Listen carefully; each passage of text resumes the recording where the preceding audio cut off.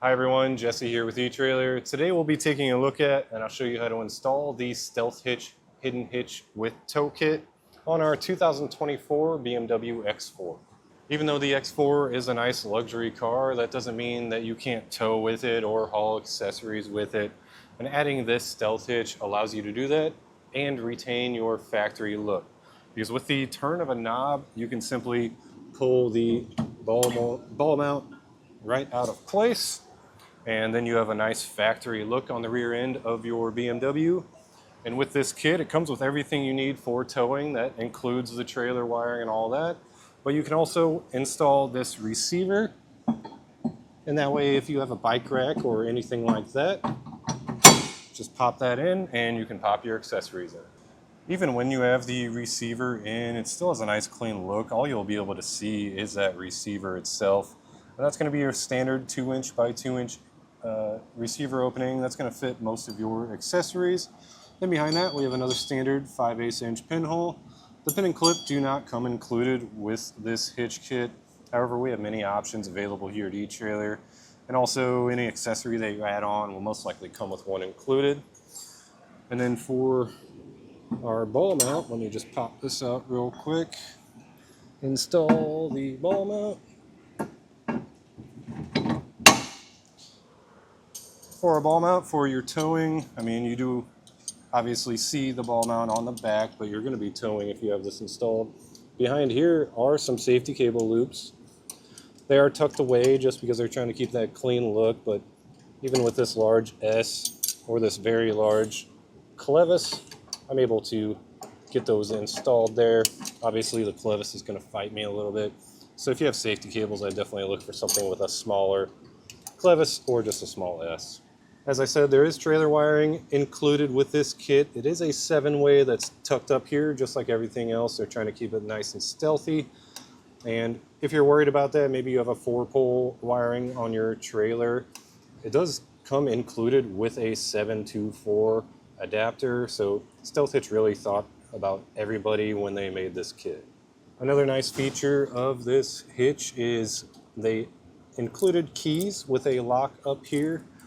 And you actually have to lock it every time just to keep everything secure. It's kind of a safety feature, but also it keeps anybody from coming in and taking your ball mount or your receiver or even your trailer.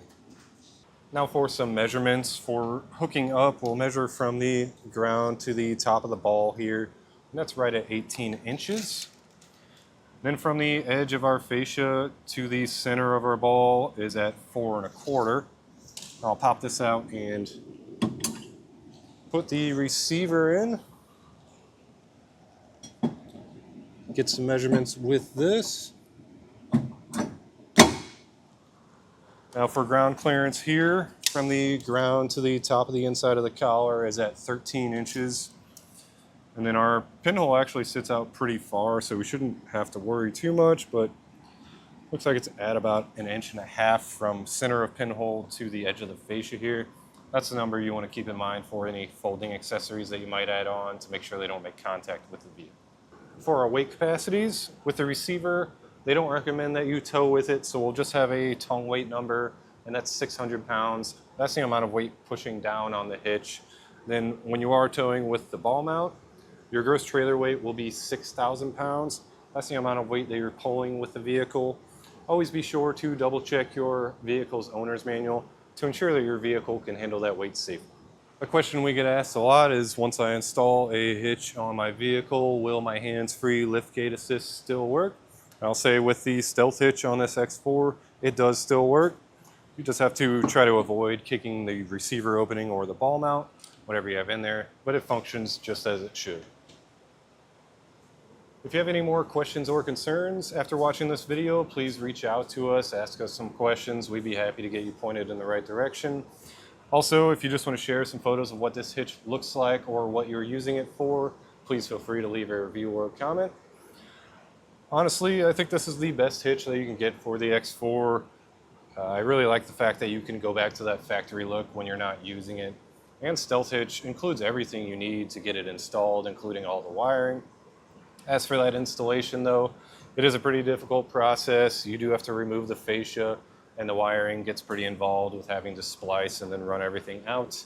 So if it's not something that you're looking to do yourself, maybe you don't have the time, the space, or the tools to do so, feel free to check out our dealer locator. If you are looking to see how this gets installed, and just follow along and I'll walk you through the process. We'll begin our installation with our hatch up here. We're going to start by removing this plastic panel because there is a bolt hidden behind it. So there's a push pin fastener here. You could use a flathead screwdriver, but I found that you can pretty easily just pop it out of place by lifting up on that panel. Then lift it straight up. There are some tabs on the bottom. And then that bolt, ours is a 17 millimeter, so I'll get that removed.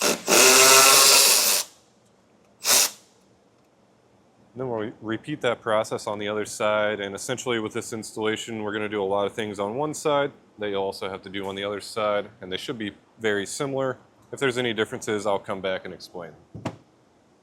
Now inside our cargo area, you'll want to take your floor covering, fold it and lift it up, and pull this tab out. That's going to hold it up out of our way. Then we have this little compartment over here. There's a handle here so you can pull it straight out. And we will have to lift our floor up, but once you pull it out, you'll just have to lift it up, and we'll set that aside.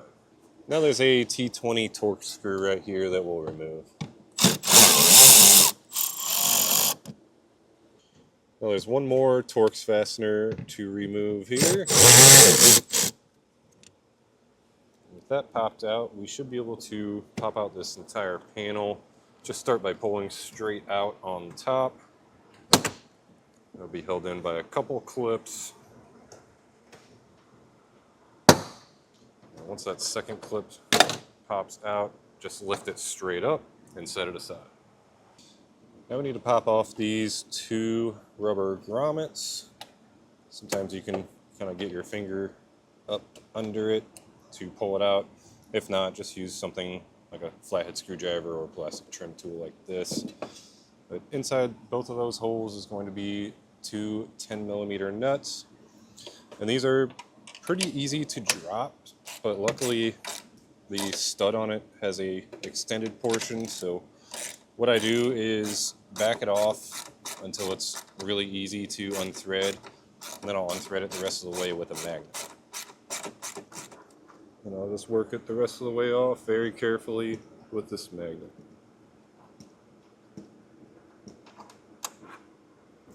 And we'll just repeat that process with the other one.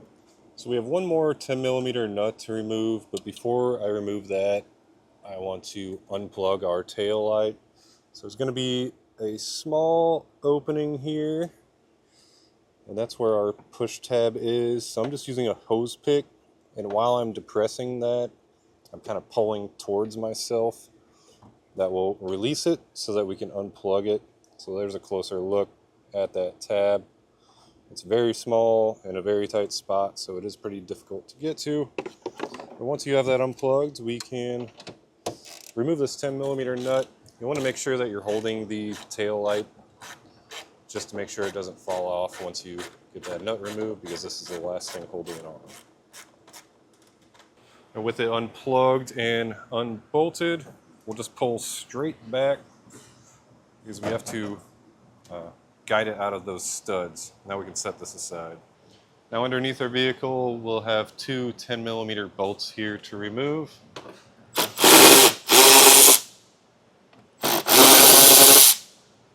That'll separate us from everything down here. Now still underneath the vehicle, we'll have a series of more 10 millimeter bolts to remove.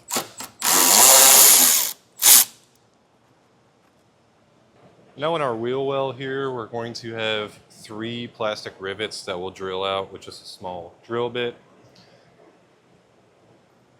Here's our rivets. There's 3 of them, like I said, 1, 2, and 3. I just want a small drill bit and drill as close to the center as possible. Our kit does come with replacement push pins for these, so.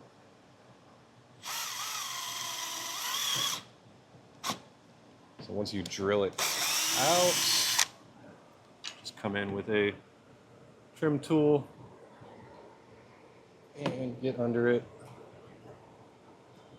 and pull it out.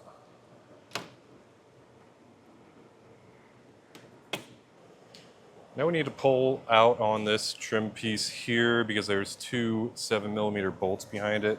So to get it started, you'll want to pull down on this bottom portion and then pull out on this at the same time. If that comes unclipped, that's fine. It actually made it a little bit easier. So now we'll just pull straight out. As you can see, there's clips holding it in. So just work your way up very carefully.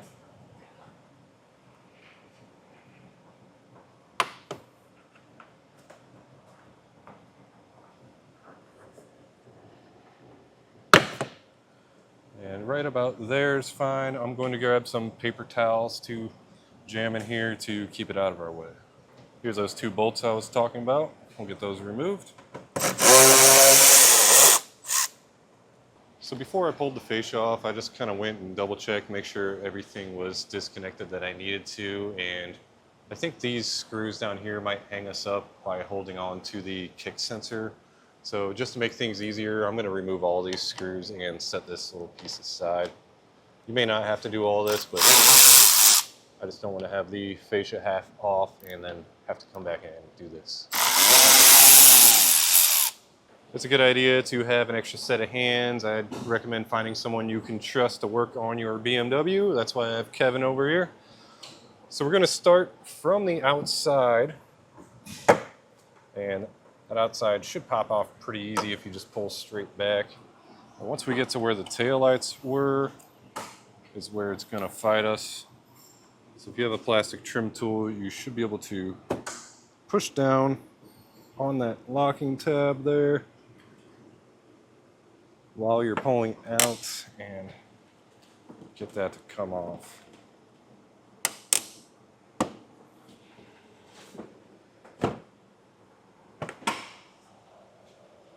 Now what?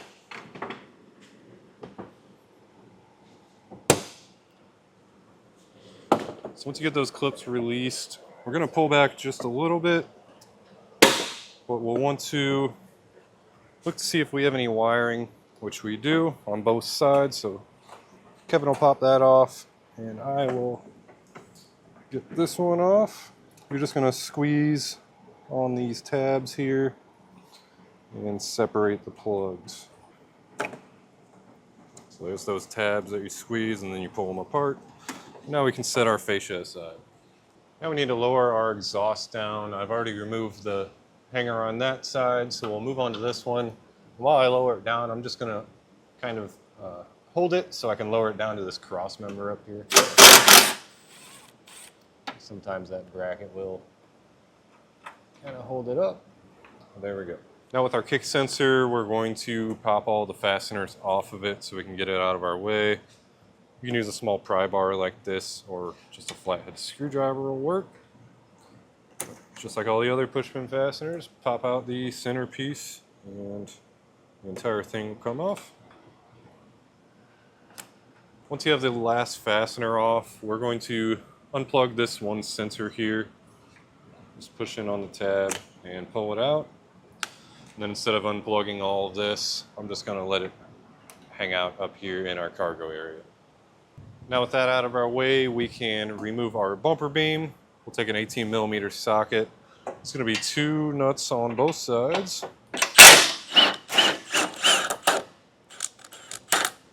Before you remove the last nut, just make sure that you're putting force against it so it doesn't fall off.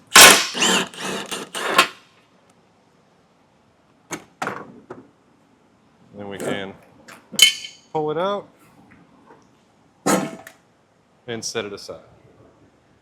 Now we have the bumper out of our way. We're going to throw the hitch in place. We are eventually going to put the bumper back over this, but to make it easier to tighten down our latch block here, I'm going to put a nut on both sides and snug it down. Just because when the bumper's in place, it's going to be kind of in our way, so this will make it a whole lot easier.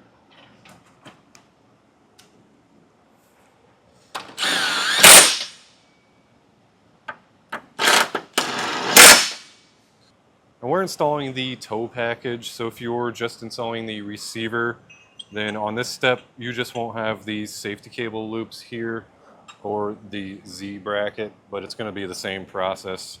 So with our tow package, I just slipped our safety cable loop over the passenger side, which is where the knob will end up, and then we'll slide this up into place. We'll get our bolts started through. We have to line up all the holes, push it all the way through. Then we can install our safety cable loop on the other side. Get that slipped over. And then our Z bracket, which is going to be our where our wiring will hook up to, is going to go over that. And then we can thread on our nuts. Now we can tighten our 2 bolts down with a 15/16 inch socket on both sides. Now we'll take a torque wrench and torque these down to the specifications in the instructions.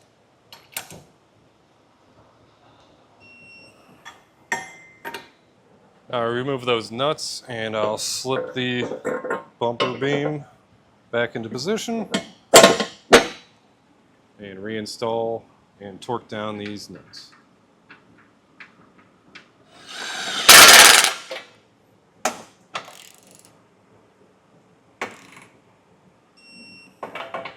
If you are just installing the receiver version of the Stealth Hitch, then at this point you can just start putting everything back together, the opposite of how we took it off. But since we have the tow package that comes with wiring, so we're going to start on that installation now. We need to gain access to our battery, which is actually right below this panel. So we have a couple quarter turn fasteners. Here you can just use a flathead or something to kind of fit that slot. Then we have some more push fasteners a little bit farther forward. Pop those out. There's going to be one on each side. And we'll just lift this panel up. And there's our battery. We'll just have to hold this up whenever we're working in here. On the outside here, we have some 10mm fasteners to remove from this plastic piece. That's going to allow us to pull this back and work up behind it. Since we have this pulled down, we've revealed this grommet here. You'll see 2 dimples. Those are designed just as a marker for where to drill if you're running wires through it. So I'm going to use a 3/8 inch drill bit and carefully drill a hole through it. Just be sure to kind of angle it away from your wires.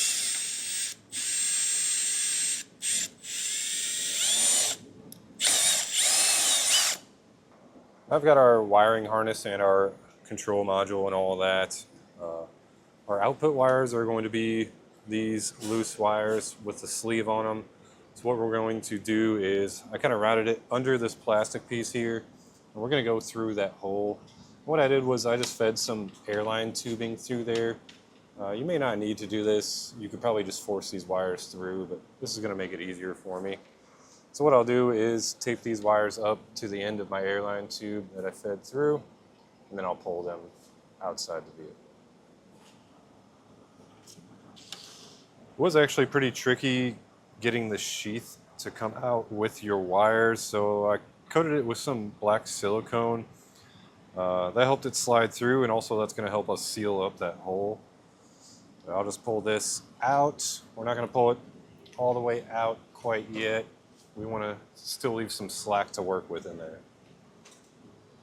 So now coming off of our module, you'll notice we have a bunch of wires here. We'll just kind of simplify it by letting you know which ones are which. It is labeled on the box on the back side. But our white wire is going to be our ground, which we can ground off on the battery right there. Our black wire is going to be our 12-volt power, which again the battery is right there for us. Then these colored ones, the red will be our brake lights, brown will be our tail lights, yellow will have to run over to the driver's side for our left turn, and the green will be our right turn. Then you'll have two more wires here. We're actually not going to use these. These are for your reverse and electric parking brake, which our neighbor doesn't have either of those on their trailer. So we're not going to worry about these. We're just going to leave them in here. So in case down the road they decide to add that on, they have the ability to. So now's when we need to test our wires and figure out which wires we're going to be using. After testing ours, I found out that we're actually not going to be using the red wire, so I just cut it short and I'll kind of tuck it away just to make things easier for me. But when I did the testing, I found out that we don't need a brake light signal. We'll be using our turn light signal as both turn and brakes. So on our passenger side here, the gray and yellow wire, that's going to be our tail light. So I tied our brown wire into that. And then the green and gray striped wire there, that's going to be our right turn. So I tied our green wire into that using these quick connects. And just make sure when you're routing the wires over that you're kind of trying to make everything look neat. As you see, I went behind that panel there. With our yellow wire, we'll also have to route that pretty carefully. I went under our battery bracket here, under this panel, and then up here I zip tied it off to our wiring harness there. On our driver's side, we'll be using this green and blue wire for our left turn signal. And after routing my yellow wire, I had quite a bit of slack, so I'm going to cut off a little bit. I'm going to still leave some extra slack to work with, but it's just unnecessary wire there. So kind of get everything lined up here. Then I'll take our quick connect.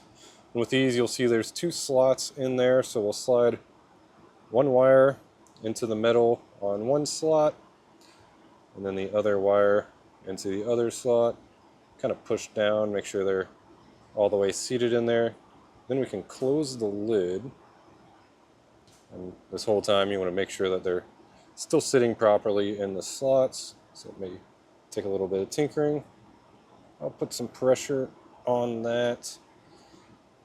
Whenever everything's lined up, you'll kind of feel it click into place like that. And then we'll take a pair of pliers and give it a good squeeze. And while you're squeezing it, you'll kind of feel that metal tab penetrating through the coating on the wire, and that means it's going to be contacting copper, so we'll get a good connection. Once we have everything wired up, I just went ahead and installed our black box here using the double-sided tape that's included.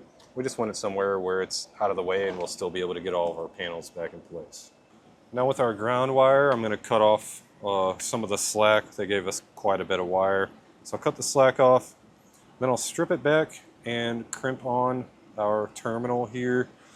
And then there's a 10mm nut on the negative post of our battery. Just going to back that off, then jam this in there and tighten it back down.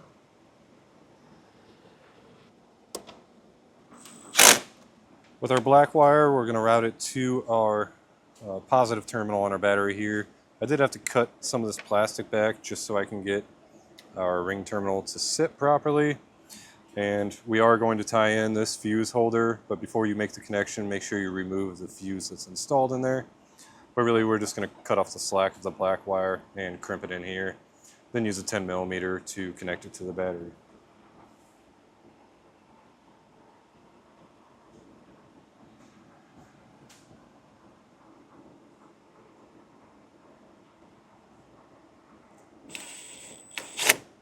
For our output wires, I actually reinstalled this panel here.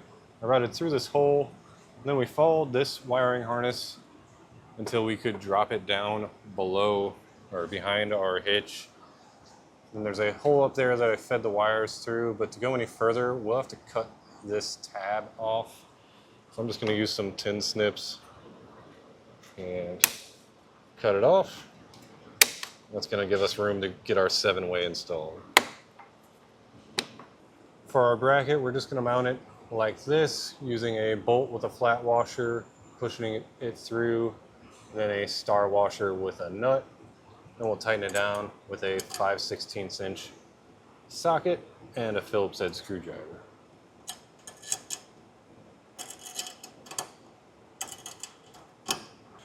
So I brought our wires down through the hole in the bracket, and at this point what I'm going to do is our blue and purple wires, we're not going to use those. So I'm just going to fold these up and tape them up before we get into wiring the rest of our wires. Now with our 7-pole, there's going to be 2 Phillips head screws here.